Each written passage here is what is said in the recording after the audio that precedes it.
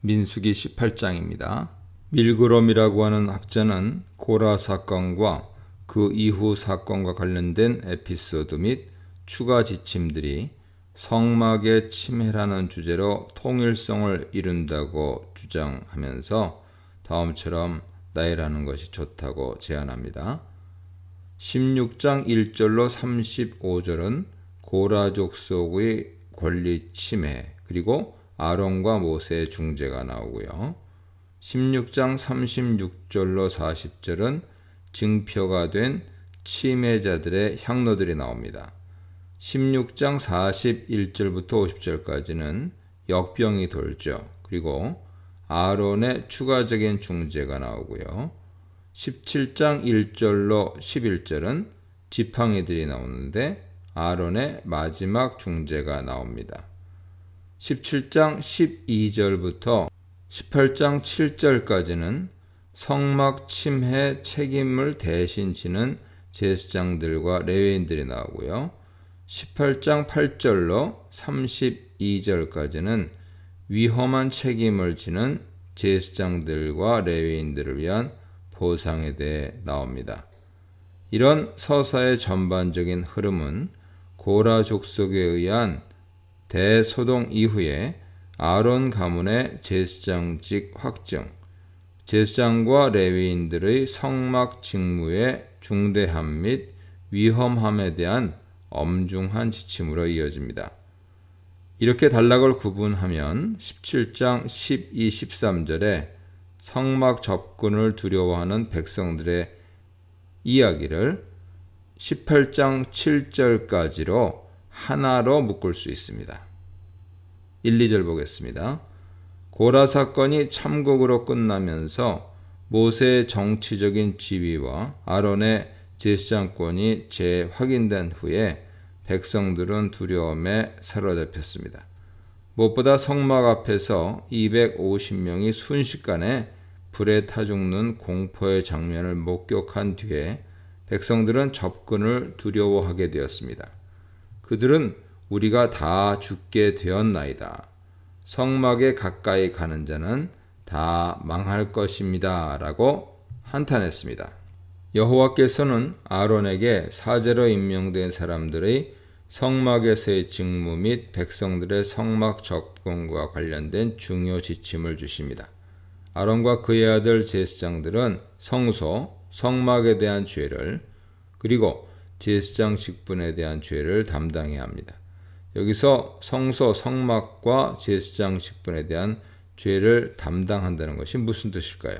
18장 23절에 동일한 표현에 의한 책무가 레위인에게도 적용되고 있습니다. 일반적으로 죄를 담당하다 하는 표현은 죄의 책임을 진다는 뜻입니다. 원어로 나사 아본이라고 하는데요. 주어에 따라 조금씩 다른 의미를 지닐 수 있습니다. 만일 하나님이 주어일 경우 하나님이 죄를 없애다이므로 용서의 의미를 지니죠. 그러나 만일 잘못을 범한 당사자가 주어라면 정반대로 그가 죄를 지다, 당하다, 죄값을 받다라는 징벌의 의미를 지닙니다. 한편 제3자일 경우는 사례가 많지 않고 모호하죠. 아사셀 염소가 주어일 때는 분명히 죄를 대신 짊어지다, 제거하다 라는 뜻입니다. 레위기 16장 22절 보세요. 여기에는 아마도 아사셀 염소가 백성들 대신 징벌을 받는다는 의미도 포함되어 있다고 볼 수 있습니다. 반면 본문에서는 제사장들이 주어져 제사장들이 성소에 대한 죄를 담당하다 하는 뜻은 성소와 관련된 어떤 잘못이나 실수에 대해 그들이 책임질 위치에 있다는 뜻입니다. 이것은 성소라는 공간이 매우 위험한데 그 위험을 감수하면서 백성들을 대신해 직무를 수행하는 제사장 책임에 대한 문제죠. 원론적으로는 모든 백성들이 성소에서 하나님을 예배하며 직무를 수행해야 하나 그 대신 제사장들이 그 일을 떠맡음으로써 뒤따르는 위험 부담을 백성을 대신하여 지게 되었습니다. 그들의 제사장 직분에 대한 죄도 동일한 의미입니다. 성막과 마찬가지로 제사장의 신분과 관련된 잘못이 발생하면 당연히 제사장 자신이 그 책임을 집니다. 역시 백성들을 대신한 직무 수행 중에 발생할 수 있는 일입니다. 그런 의미에서 그들은 죄를 담당한다. 따라서 제사장들은 매사에 신중히 직무를 수행하여 중벌을 당하지 않도록 유의해야 합니다.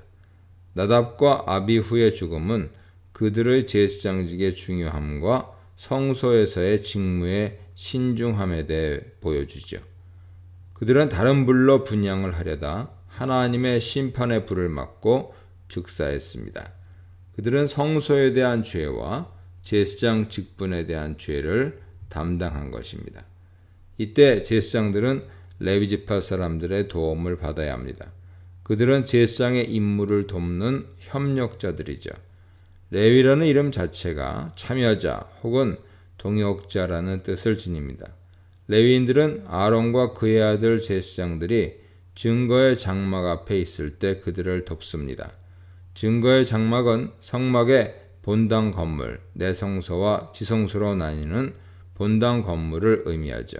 따라서 증거의 장막 앞은 성막 본당 앞의 마당입니다. 레위인들은 바로 성막 마당에서 제사장들을 도와 번제단의 제사들과 관련된 업무를 수행합니다. 3절로 5절입니다. 레위인의 직무 한도가 더 상세히 설명됩니다. 그들은 성막지기로 봉사하되 제사장의 권리를 침해하고 그들의 영역을 넘어가선 안 됩니다. 레위인들은 성막의 기구들과 번제단에는 가까이 갈 수 없습니다. 그 비품들을 만지면 안 된다는 뜻이죠. 그들은 지성소의 법궤는 물론 내성소의 세 가지 비품인 떡상, 향단, 금 등잔대를 결코 만질 수 없습니다. 만일 그것들과 접촉하면 죽을 것입니다.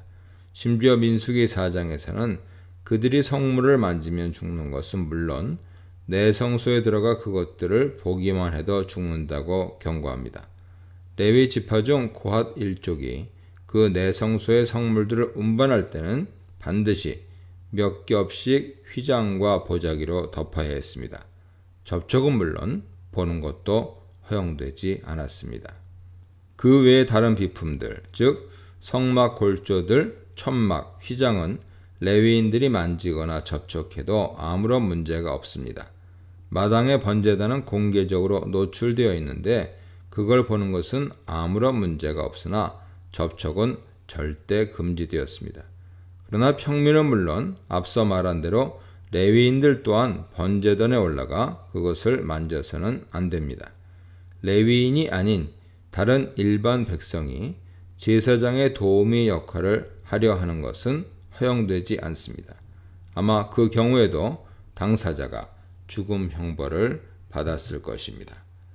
제사장들과 레위인들이 각각 성소, 내성소의 직무와 제단, 마당의 직무를 온전히 수행한다면 여호와의 진노가 다시는 회중에게 임하지 않을 것입니다. 이는 성막에서 독점적으로 직무를 수행하도록 선발된 제사장과 레위인들로 인해 백성들이 성막과 관련한 잠재적 위험을 피할 수 있게 되었다는 것을 의미합니다. 동시에 이러한 조치는 누가 하나님께서 임명한 사제들인지를 백성들로 하여금 분명히 인식하게 합니다. 그들은 고라 사건으로부터 부적격자의 성막 침해는 신적 재앙을 불러온다는 교훈을 얻었습니다. 하지만 그들이 만일 사제직을 존중하여 이 규정을 잘 지키면 다시는 고라 일당처럼 하나님의 진노를 일으킬 일이 없을 것입니다. 6절 7절입니다. 제사장들에게 레위인들은 하나님께서 택하여 그들에게 준 특별한 선물이었습니다. 그들은 제사장들의 보조적 업무를 수행하는 방식으로 회막 직무에 동참했습니다. 그러나 레위인의 회막의 일은 내성소에 들어가 떡상의 떡을 새로 올리고 향단에 분향을 하는 등의 정례적인 예배 직무 수행을 뜻하는 것이 아닙니다. 7절에서 재차 확인되듯이 마당, 주 제단의 접촉과 더불어 내성소 공간의 출입은 오직 제사장들에게만 허용되었기 때문입니다. 게다가 만일 제사장만 출입이 허용되었던 내성소에 외인, 즉 제사장이 아닌 다른 사람이 가까이 온다면 그는 죽을 것이라는 경고가 덧붙여집니다. 여기에는 레위인도 예외가 아니었습니다. 사실 죽음을 일으키는 것은 공간 그 자체가 아니라 거기 놓인 거룩한 제의 비품들이었습니다. 7절에 휘장하는 명령을 받는 대제사장인 너에 해당하는 공간입니다. 왜냐하면 휘장을 지칭하는 원어 파로게트는 언제나 지성소 휘장을 가리키기 때문이죠. 대제사장만이 감당했던 가장 중요한 직무는 음력 7월 10일 속죄일에 지성소에 들어가 법궤위 속죄소에 숫소와 순념소의 피를 차례로 뿌리고 이어서 내성소의 향단과 마당의 번제단에 그 두 짐승의 피를 뿌리는 일이었습니다. 이 문단에서는 함부로 나아올 수 없는 자리, 더 나아갈 수 없는 자리, 선물로 주신 자리에 대해 묵상해 보시기 바랍니다.